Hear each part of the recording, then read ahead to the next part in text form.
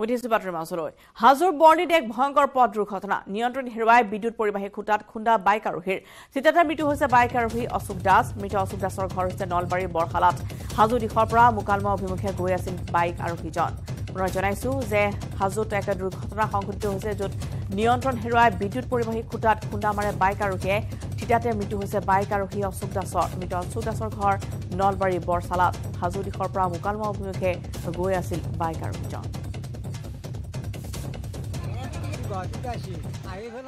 সিধাই লাইনের পোষত মারছি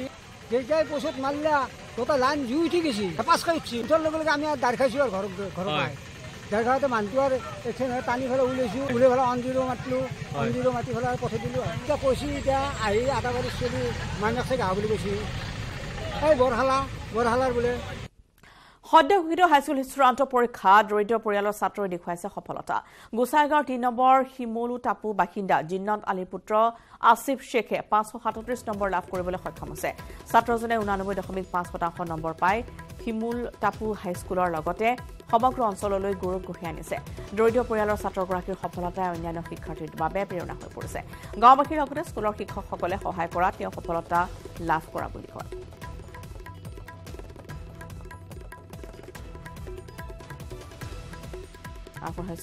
সাহিদুল হকৰ এক ৰিপৰ্ট হয় সদ্যঘোষিত যি হাইস্কুল শিক্ষান্ত পৰীক্ষা এই পৰীক্ষাৰ ফলাফলে গোসাইগাঁৱৰ শিমুলটাপু অঞ্চললৈ আনন্দ কঢ়িয়াই আনিছে এই শিমুলটাপু অঞ্চলৰ আসিফ শেখ নামৰ এজন ছাত্ৰই এইবেলি হাইস্কুল শিক্ষান্ত পৰীক্ষাত 89.5 নম্বৰ লাভ কৰি এই অঞ্চললৈ গৌৰৱ কঢ়িয়াই আনিছে মই মোৰ সহযোগীক অনুৰোধ জনাইছো মই এই পৰিৱেশ দেখুৱাবলৈ মই আসিফ শেখৰ ঘৰত বৰ্তমান উপস্থিত আছো আৰু আসিফ শেখৰ দেউতাক জিন্নাত আলী শেখে যি টোটো চলাই পৰিয়ালটো পোহপাল দিছিলে এক কথাত ক'ব লাগিব একেবাৰে দুখীয়া পৰিয়াল এই দুখীয়া পৰিয়ালৰ বৰ কষ্ট কৰি আসিফ শেখৰ দেউতাকে নিজৰ ল'ৰা ছোৱালীক পঢ়া শুনা অব্যাহত ৰাখিছে আৰু তাৰ পিছতে আজিৰ যি ফলাফল সেই ফলাফলত দেখা গৈছে আসিফ শেখে হাইস্কুল শিক্ষান্ত পৰীক্ষাত ভাল ফলাফল দেখুৱাবলৈ সক্ষম হৈছে তেখেতৰ লগত আমি কথা পাতিম তোমাৰ নামটো কি আছিলে আসিফ শেখ এইবুলি তুমি কিমান শতাংশলৈ পাছ কৰিব পাৰিছা 89.5 মুঠ নম্বৰ কিমান পাইছা 537 তুমি কেনেদৰে পঢ়া শুনা কৰিছা মই মানে কিমান ঘণ্টা পঢ়া শুনা কৰিছা টোটাল 11-12 ঘণ্টা হৈছে আৰু হেকৰ পিনে 14-15 ঘণ্টাকৈ পঢ়িছো তুমি পঢ়া শুনা কৰাৰ ক্ষেত্ৰত আৰ্থিকভাৱে কেতিয়াবা বাধাগ্ৰস্ত হৈছানে হয় হৈছো কিন্তু মানে মোৰ মানে কি কয় এইটো মোৰ এজন ভাই আছে ৰিলেটিভ তো মোক সহায় কৰিছে আৰু শিক্ষক শিক্ষয়িত্ৰীও সহায় কৰিছে তুমি পঢ়া বিদ্যালয়খনৰ নাম শিমুলটাপু হাইস্কুল সৰকাৰি বিদ্যালয় হয় তুমি ভবিষ্যতে কি হ'ব বিচাৰা উপদক্ষ চিকিৎসক MBBS ডক্টৰ হয় তোমালৈ আমি শুভেচ্ছা জনালো নিউজ 18 তৰফৰ পৰা আমি কথা পাতিব বিচাৰিম আসিফ শেখৰ দেউতাকৰ লগত আপুনি কি কৰে আমি টোটো চলাও টোটো চলাই আপুনি পৰিয়ালটো পোহপাল দিব লগা আছে হয় আপুনি ল'ৰা পঢ়া শুনা কৰি আছে আপোনাৰ কষ্ট হৈছে অলপ কষ্ট হৈছে কি ক'ব ভৱিষ্যতে উচ্চ শিক্ষা গ্ৰহণ কৰাৰ ক্ষেত্ৰত আপুনি কেনেদৰে আগবাঢ়িব চেষ্টা চলাই যাম আৰু আমাৰ বাকী অলপ কিবা ৰিলেটিভ মানুহ আছে বাহিৰৰ ল'ৰা আছে বৰ ডাঙৰ বাহিৰৰ ল'ৰা আছে এজন আৰু আছে আৰু কি আৰু আমাৰ বেলেগ মানুহ আছে তাৰ ওচৰত যাম কি কয় হয় ধন্যবাদ থাকিল তেখেতে আছিলে আসিফ শেখৰ দেউতাক তেখেতৰ মাকো ইয়াত উপস্থিত আছে মাকৰ লগত আমি কথা পাতিব বিচাৰিম আপোনাৰ ল'ৰাই ভাল ৰিজাল্ট কৰিছে কেনেকুৱা অনুভৱ হৈছে বৰ ভাল লাগিছে আনন্দ লাগিছে না হয় কি ক'ব আপুনি মোৰ এই দুখীয়া পৰিয়ালত যে মোৰ ল'ৰাই ভাল ৰিজাল্ট কৰিছে এইটো মোৰ আজি গৌৰৱৰ কথা মই খুব ভাল অনুভৱ কৰি আছো আনন্দ অনুভৱ কৰি আছো দৰিদ্ৰতা শিক্ষাৰ ক্ষেত্ৰত বাধা হ'ব নোৱাৰে তাৰ অন্যতম উদাহৰণ মংগলদৈ খালৈপাৰা গাঁৱৰ লোকাশ মণ্ডল সদ্য ঘোষিত হাইস্কুল শিক্ষান্ত পৰীক্ষাত উত্তৰ মংগলদৈ হাইস্কুলৰ ছাত্ৰ লোকাশ মণ্ডলে 90% নম্বৰ লাভ কৰি অঞ্চলটোলৈ সুনাম কঢ়িয়াই আনিবলৈ সক্ষম হৈছে পিতৃ দিন হাজিৰা কৰি পুত্ৰৰ খৰচ বহন কৰি আহিছিল মাতৃয়ে বেলেগৰ ঘৰে ঘৰে কাম কৰি ঘৰখনৰ খৰচ বহন কৰি আহিছে পুত্ৰৰ ফলাফলত উৎফুল্লিত হৈ পৰিছে পিতৃ মাতৃ আনহাতে পুত্ৰৰ উচ্চ শিক্ষা গ্ৰহণ কৰাত আৰ্থিক সংকটে হেঙাৰ হোৱাক লৈও শংকিত হৈ পৰিছে পিতৃ মাতৃ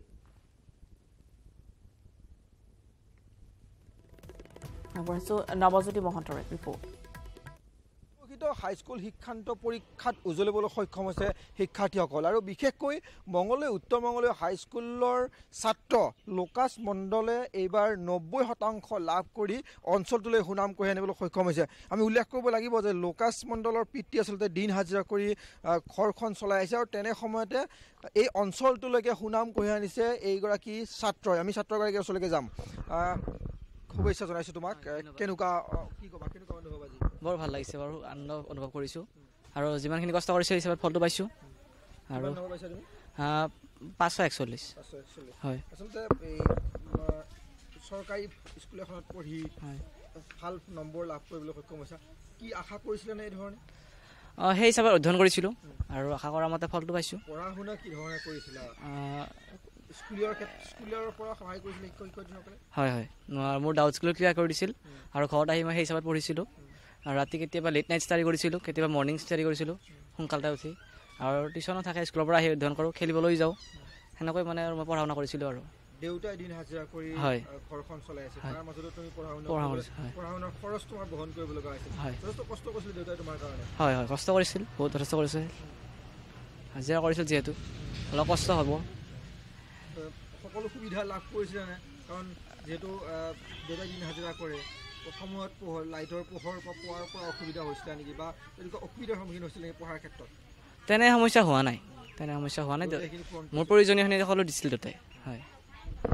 কেনেকুৱা লাগিছে আজি পিত পুত্ৰৰ সফলতা? এনে মই হাজিৰা কৰোঁ,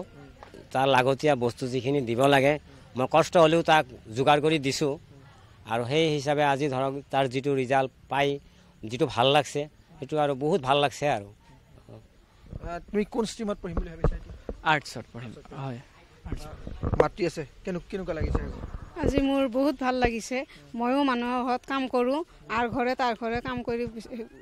কাম কৰোঁ। আজি খুবেই ভাল লাগিছে। ল'ৰাটো এনেকুৱা ভাল ৰিজাল্ট দেখা পায়, আৰু যিটো ল'ৰাটো বহুত কষ্ট কৰিছে পঢ়াৰ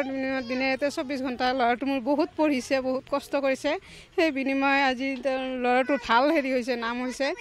মোৰ খুব ভাল লাগিছে। মায়ে কৈছে সৰু স্কুলত পঢ়িয়ে ডাঙৰ মানুহ হয়, আৰু যিবোৰ মানে ধনী তেওঁলোকে মানে অকণমান বেছি লেবেল দেখায়তো, মানে অকণমান মানে পঢ়াৰ প্ৰতি অকণমান হেৰি দেখায়তো, তেওঁলোকৰ মানে প্ৰতিভাবোৰ বেছি বাঢ়ি যায়, আৰু তেওঁলোকে পিছত পাৰিম বুলি নোৱাৰা হৈ যায়। মানে এইখন স্কুলত পঢ়িও তুমি ডাঙৰ মানুহ হ'ব পাৰিবা? পাৰিম।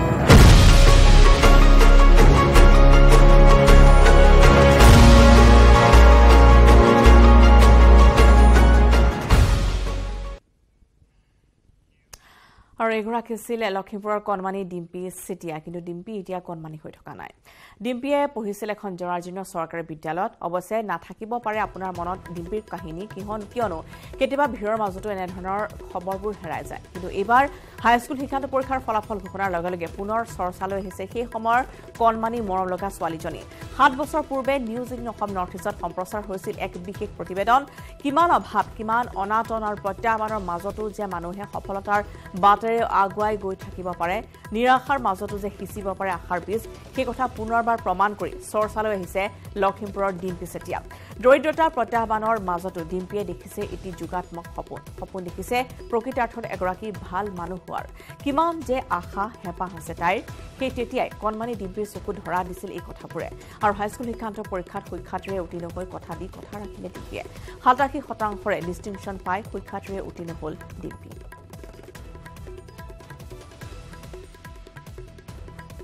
মায়ে কৈছে সৰু স্কুলত পঢ়িয়ে ডাঙৰ মানুহ হয় নেকি? আৰু যিবোৰ মানে ধনী তেওঁলোকে মানে অকণমান বেছি লেবেল দেখায়তো, মানে অকণমান মানে পঢ়াৰ প্ৰতি অকণমান হেৰি দেখায়তো, তেওঁলোকৰ মানে প্ৰতিভাবোৰ বেছি বাঢ়ি যায়, আৰু তেওঁলোকে পিছত পাৰিম বুলি নোৱাৰা হৈ যায়। মানে এইখন স্কুলত পঢ়িও তুমি ডাঙৰ মানুহ হ'ব পাৰিবা? সেইকাৰণে আমি ইমানকে আগবাঢ়িব পৰা নাই। তেওঁ বুলি মোৰ যদি ভাগ্যত আছে, মোৰ চাগে এদিন ভাল মানুহ হ'ব পাৰিম। এইফালে নদী এখন আছে, তাৰ পৰা পানী আহে আৰু এই ৰাস্তাটো উঠে, তাৰপিছত দলংখন আছে, দলংখন ভঙা যে, দলংখনৰ ওপৰেদিও আমাৰ মানে স্কুললৈ পানী সোমাই যায়। আৰু স্কুলৰ কাষতে এটা পুখুৰী আছে, আমাৰ ছাৰহঁতে খান্দিছিলে, তাতো যদি বেছিকে হেৰি হয় তাৰ পৰাও পানী আহে। সেইকাৰণে মানে পৰীক্ষা যদি হৈ থাকে তেতিয়া মানে আমি যাবলৈ নোৱাৰো পৰীক্ষালৈ। বাৰিষা বহুত অসুবিধা হয়, নদীতো যাব নোৱাৰি। যদি 40-30 জনমান ল'ৰা ছোৱালী আহিছে তেতিয়া মানে স্কুলত বহিবলৈ নোযোৱাকে বেঞ্চত বহিলেও মানে বেঞ্চত যদি 10টামান মানে অকণমান বেছি হয় 20টামান যদি বহো 20টামান বহিলেও অকণমান ঠেলা হেঁচাকে বহিবলগীয়া হয় আৰু তলতো বহুতখিনি বহিবলগীয়া হয় যে মাটিতো বহিবলগীয়া হয় সেইকাৰণে আমাৰ স্কুলখনৰ অকণমান আহল বহল কৰিব লাগে স্কুলখন অকণমান পৰিপাটি কৰিব লাগে আৰু আমাৰ স্কুলখনত বেঞ্চ চেঞ্চখিনি অকণমান ভালদৰে বনাই দিব লাগে পঢ়া শুনাৰ লগতে নৃত্য গীততো অতি পাকৈত কণমানিগৰাকী যি প্ৰশ্নই নুসুধক কিয় সকলোৰে উত্তৰ ডিম্পীৰ মুখৰ আগত অসুবিধা হৈ আছে মানে সময়মতে যদি মই এতিয়া আজি বহি এখন কিনিবলৈ পইচা নাই যদি সেনেকুৱা অসুবিধা হয় কিছুমান বহি চহি কলম সেইবোৰ মানে কিনিবলৈ মোৰ অকণমান অসুবিধা হয় অতি কষ্টৰে পৰিয়ালটোক পোহপাল দিয়া ডিম্পীৰ মাতৃয়ে ফেন শৰাই সফুৰা বিক্ৰী কৰি পঢ়াৰ খৰচ উলিয়াইছে প্ৰত্যাহ্বান যথেষ্ট স্কুললৈ যোৱা মেলা সেইখিনি খৰচ কৰোঁ নিজে একোৱে নলওঁ সিহঁতিকে যাতে ভাল হওক সিহঁতি অভাৱ নাপাওক তেনেকৈ শিকোঁ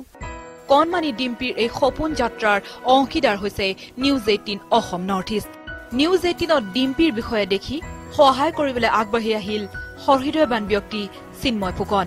নিউজ 18ৰ গুৱাহাটীৰ কাৰ্যালয়লৈ আহি ডিম্পী চেতিয়ালৈ চিন্ময় ফুকনে প্ৰদান কৰিলে 12খন চেকৰ লগতে উপহাৰৰ টোপোলা ডিম্পীৰ এবছৰৰ পঢ়াৰ খৰচৰ লগতে ডিম্পীলৈ আগবঢ়ালে তেওঁৰ প্ৰয়োজনীয় বিভিন্ন সামগ্ৰী আপোনালোকৰ সাংবাদিক এটাই সুধিছে যে তোমাৰ বিদ্যালয়ত ফেন নাই গৰম দিনত অসুবিধা হয় নেকি তাই হাঁহি মুখে কৈছে যে নহয় বতাহ আহি থাকে গতিকে তাইৰ জ্ঞান আহৰণত এই আন্তঃগাঁথনিৰ অভাৱে যে কোনো কাৰক হৈ পৰা নাই সেইটো দেখি মই অতিশয় আনন্দিত হৈছোঁ আৰু মই ভাবোঁ যে এই সৰু ছোৱালীজনীক এই ক্ষেত্ৰত আজিৰ সময়ত তাইক অনুপ্ৰেৰণাৰ প্ৰয়োজন আছে আৰু সেইকাৰণে মই মোৰ ব্যক্তিগত ফালৰ পৰা মই আগবাঢ়ি আহিছোঁ আৰু মোৰ 2-4জন বন্ধুও আহিছে মোৰ লগত আৰু আমি ভাবোঁ যে এই ছোৱালীজনী দেশৰ সুনাগৰিক হিচাপে তাই যি গঢ় লোৱা তাই নিজে সপোন লৈছে সেই সপোন আমি বাস্তৱে ঘটাৰ ক্ষেত্ৰত তাইক আমি সকলোৱে আৰু সেই সময়ৰ কণমানি ডিম্পীৰ মৰম লগা কথাবোৰে চুই গৈছিল বহুতৰে হৃদয় অকণমান সহায়ৰ বাবে লৰালৰিকৈ বহু হৃদয়বান লোক উপস্থিত হৈছিল ডিম্পীৰ কাষত তেতিয়াই কণমানি ডিম্পীৰ কথাত প্ৰকাশ পাইছিল বাকপটুতা কেৱল এগৰাকী ডিম্পীয়ে নহয় অভাৱ অনাটন হাজাৰটা সমস্যাৰ মাজত ককবকাই থকা মেধাৱীবোৰৰ বাবেও সেই তেতিয়াই ভাবিব পাৰিছিল ডিম্পীয়ে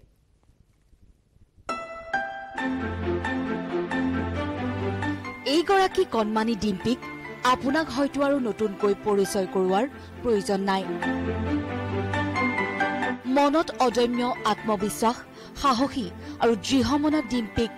বিচাৰি উলিয়াইছিল নিউজ 18 অসম নৰ্থ ইষ্টে এই প্ৰতিবেদন চাই লখিমপুৰৰ ডিম্পী চেতিয়াক জীৱনৰ লক্ষ্যত উপনীত হ'বলৈ নিউজ 18ৰ প্ৰচেষ্টাক সঁহাৰি জনাইছে অসমৰ বহু কেইজন ব্যক্তি তথা দল সংগঠনে ডিম্পীক এই উপহাৰ দিবলৈ নিউজ 18ৰ সাংবাদিক ঋত্বিক কৌশিক আৰু সঞ্জীৱ লাহন পালেগৈ ডিম্পীৰ পঢ়াশালী উপহাৰ লৈ কি ক'লে ডিম্পীয়ে মোক যেনেকৈ আপোনালোকে অকণমান সা সুবিধা দিছে মই বহুত ভাল পাইছোঁ মই বহুত সুখী হৈছোঁ কিন্তু মোৰ দৰে ডিম্পী বহুত আছে মই ভাবোঁ যে এনেকুৱা স্কুলত পঢ়ি থকা যিবোৰ কণ কণ ভাইটি ভণ্টি আছে তেওঁলোককো যাতে আপোনালোকে সা সুবিধা দিয়ে তেওঁলোকেও ভাল পাব আৰু ময়ো ভাল পাম উপহাৰ লৈ আনন্দত গীতো গুণগুণালে ডিম্পীয়ে আত্ৰলে মই গান্ধীনগৰৰ অট চলাই মই খাওঁ তুমি মাজনী জয়ানগৰৰ তোমাকে বৰ ভাল পাওঁ ডিম্পীৰ প্ৰতিভাক আগবঢ়াই নিয়াৰ বাবে নিউজ 18ৰ প্ৰচেষ্টাক আদৰণি জনালে শিক্ষক তথা স্থানীয় ৰাইজে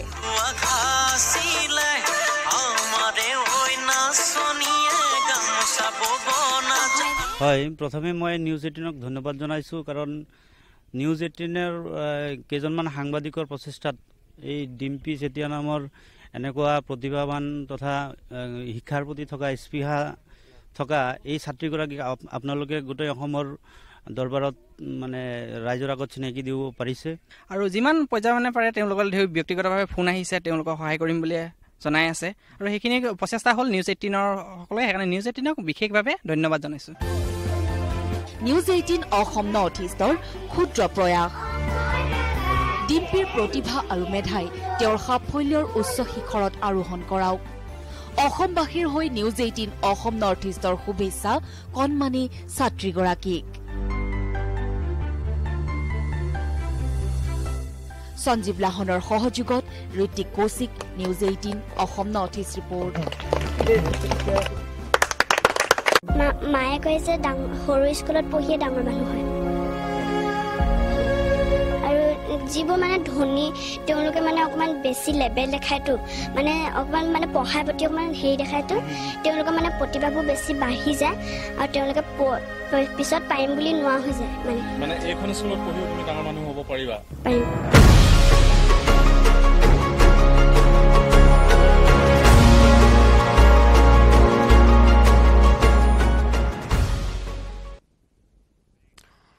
অৱশেষত সপোন পূৰণ হ'ল কণমানি ডিম্পিৰ আৰু 87% নম্বৰেৰে তেওঁ ডিষ্টিংশ্যন লাভ কৰিলে সদ্য ঘোষিত মেট্ৰিকৰ পৰীক্ষাত খবৰ দি যাম সময় হৈছে এটি বিৰতিৰ কেৱল ষ্ট্ৰং নহয় মাইথান ষ্ট্ৰং মাইথান ষ্টীল নিৰ্মাণৰ মানদণ্ড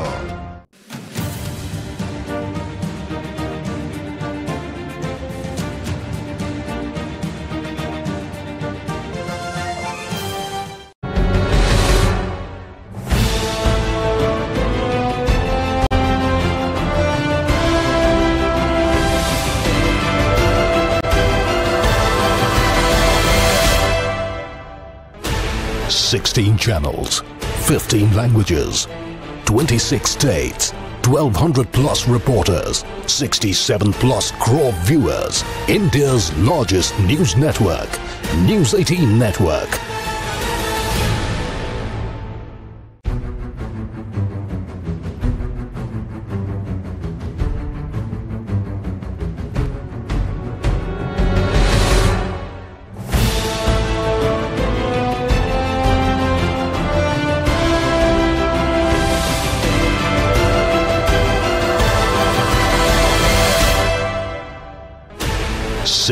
Channels, 15 languages, 26 states, 1,200 plus reporters, 67 plus crore viewers. India's largest news network, News 18 Network.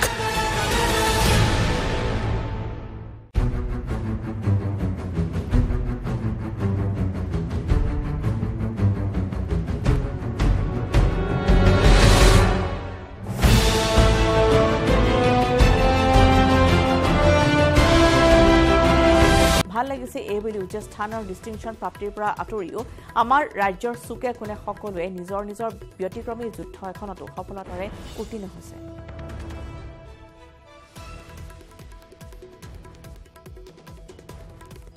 Digboi সমষ্টিৰ অন্তৰ্গত বগাপানী অঞ্চলৰ 60 ঘৰ থলুৱা ভূমিহীন লোকক চৰকাৰৰ ফালৰ পৰা ক্ষতিপূৰণ ৰেলে মাটিত অবৈধভাৱে বাস কৰা 196 ঘৰ লোকক ফেব্ৰুৱাৰী মাহত ৰেল বিভাগে উচ্ছেদ চলাইছিল তাৰ মাজৰে ভূমিহীন লোকৰ মাজৰে 60 ঘৰ ভূমিহীন লোকৰ পৰিয়ালক চৰকাৰৰ ফালৰ পৰা এককালীন সাহায্য প্ৰদান কৰা হয় ডিগবৈ বিধায়ক সুৰেন ফুকনৰ তৎপৰতাত আৰ্থিক সাহায্য প্ৰদান কৰাৰ উপৰিও ভূমি প্ৰদানৰ কথা জানিবলৈ দিয়ে বিধায়ক সুৰেন ফুকনে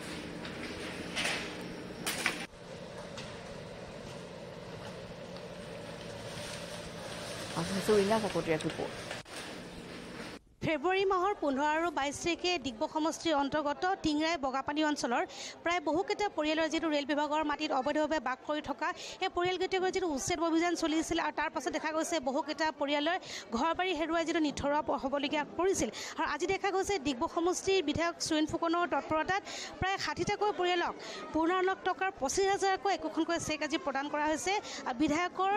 বাসগৃহৰ কাৰ্যালয় এই চৌহদত এনেদৰে এই চেক বিতৰণ কৰা হৈছে প্ৰায় 60টাকৈ পৰিয়ালৰ আৰু এনেদৰে দেখা গৈছে খুব সুন্দৰভাৱে আজি এই পৰিয়ালকেইটা আজি নিথৰুৱা হৈছিল তেওঁলোক আজি ইয়াত উপস্থিত হৈছে আৰু প্ৰত্যেক পৰিয়াল প্ৰায় 60টাকৈ পৰিয়ালৰ প্ৰত্যেকৰ ঘৰতে এনেদৰে আজি 25,000কৈ টকাৰ একোখনকৈ চেক প্ৰদান কৰিছে বিধায়ক সুৰেণ ফুকনে আৰু আমি আজি এই বিধায়ক সুৰেণ ফুকনৰ বাসগৃহৰ কাৰ্যালয়ত যি চৌহদত উপস্থিত আছোঁ আমি তেওঁৰ মুখেৰে জানিবলৈ চেষ্টা কৰিম কি ক'ব যিহেতু আজি প্ৰায় 25,000 টকাকৈ আপুনি চেক প্ৰদান কৰিছে হয় যোৱা ফেব্ৰুৱাৰী মাহত আমাৰ বগাপানী অঞ্চলত ৰেলৱে বিভাগে উচ্ছেদিত কৰিছিলে প্ৰায় 196টা পৰিয়ালক তাৰ পাছতে আমি নিজেও গৈছিলোঁ আৰু গোটেই কথাখিনি আমাৰ মাননীয় মুখ্যমন্ত্ৰী ডাঙৰীয়াক আমি অৱগত কৰিছিলোঁ আৰু অৱগত কৰাৰ পাছতেই স্থায়ীভাৱে থকাৰ কাৰণে যিখিনি খেলঞ্জীয়া আমাৰ ভূমিপুত্ৰ লোক আছিলে তেখেতসকলৰ কাৰণে মই মাটি বিচাৰিছিলোঁ আৰু মুখ্যমন্ত্ৰীক আবেদন কৰাৰ পাছত আমাক প্ৰায় 40 বিঘা মাটি ইতিমধ্যে দিছে 200টা পৰিয়ালক 10 লোচাকৈ আমি দিয়াৰ ব্যৱস্থা কৰিছোঁ তেওঁলোকক এই মানে 10-15 দিন ভাজৰ আবণ্টন পাব তাৰ উপৰিও তেওঁলোকৰ যিখিনি ঘৰ ভাঙা হৈছিলে ৰেলৱে বিভাগে 60টা পৰিয়ালক ঘৰ ভাগিছিলে তাৰ কাৰণে প্ৰতিটো পৰিয়ালক 25,000 টকাকৈ আৰ্থিক অনুদান আগবঢ়োৱাৰ কথা সেইটো সময়তে মই তেখেতক অৱগত কৰিছিলোঁ আৰু তেখেতে যোৱাকালি গোটেই চেকখিনি পঠাইছে আচলতে গোটেই দিশটো আমাৰ জনপ্ৰিয় মুখ্যমন্ত্ৰী ডক্টৰ হিমন্ত বিশ্ব শৰ্মা ডাঙৰীয়াই আচলতে তেখেতে নিৰীক্ষণ কৰি আছিলে আৰু আজিয়ে তাৰে গোটেই লোকসকলক মাতি অনা হৈছে উচ্ছেদিত পৰিয়ালসকলক তেওঁলোকক 25,000 টকাকৈ প্ৰায় 15 লাখ টকা আমি আজি তেখেতসকলক আমি বিতৰণ কৰিলোঁ আৰু ভৱিষ্যতে কাৰোবাৰ যে তেনেধৰণে থাকি গৈছে আমাৰ খেলঞ্জীয়া কোনো ভূমিপুত্ৰ তেখেতসকলক আমি আৰ্থিক অনুদান বা আমাৰ মাটিৰ যিখিনি স্থায়ী বন্দোবস্ত সেইখিনি কৰাৰ ব্যৱস্থা আমি কৰিম এই মহিলাসকলৰ মাজে এগৰাকী আছে যিহেতু আপুনি চেক পাইছে যিহেতু আপোনালোকৰ ঘৰ বাৰী যিহেতু উচ্ছেদ কৰা হৈছিলে কি ক'ব মই অসম চৰকাৰলৈ এটা ধন্যবাদ জ্ঞাপন কৰিছোঁ আমাৰ সুৰেণ ছাৰলৈ অশেষ ধন্যবাদ থাকিল মোৰ কাৰণে মই আজি চেক পাই নথৈ আনন্দিত হৈছোঁ মোৰ একেবাৰে মানে নাইকিয়া মানুহ মই একেবাৰে দুখীয়া মানুহ সকলোৰে মুখত মাত্ৰ এটাই কথা কিয়নো তেওঁলোকে আনন্দ লাভ কৰিছে কিয়নো আজি প্ৰথমে তেওঁলোকে সেই ঘৰ বাৰী হেৰুৱাৰ পাছত প্ৰথমে 25,000 টকাকৈ লাভ কৰিছে আৰু কিছুদিনৰ পিছত হয়তো তেওঁলোকক মাটিও প্ৰদান কৰা হ'ব অসমৰ মুখ্যমন্ত্ৰীৰ নেতৃত্ব এবাৰ কলিয়াবৰ চাহ বাগিচাত গড়ৰ মুক্ত বিচৰণ হিলঘাটৰ চাহ বাগিচাত মুক্ত বিচৰণ গড়ৰ কাজিৰঙা ৰাষ্ট্ৰীয় উদ্যানৰ পৰা ওলাই আহিছে গড়টো কলিয়াবৰ চাহ বাগিচা এলেকাত প্ৰৱেশ কৰি বিচৰণ কৰিছে গড়টোৱে কামাখ্যা সংৰক্ষিত বনাঞ্চলৰ কাষৰে নগা পাহাৰত প্ৰায় বিচৰণ কৰে গড়টোৱে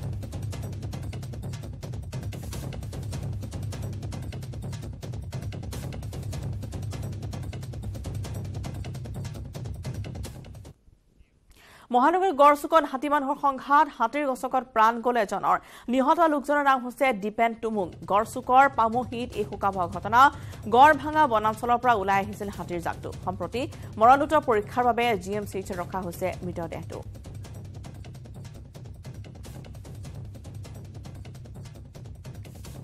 মহানগৰীত এনেদৰে দেখিবলৈ পোৱা গৈছে যে হাতী মানুহৰ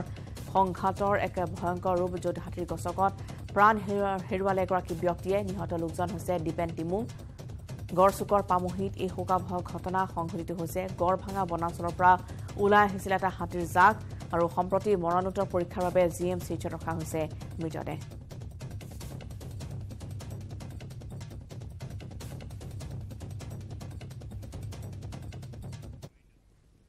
আৰু ইয়াৰ লগতে সমস্যা নিউজ স্কেনৰ পৰা এতিয়া বিদায় লোৱাৰ নমস্কাৰ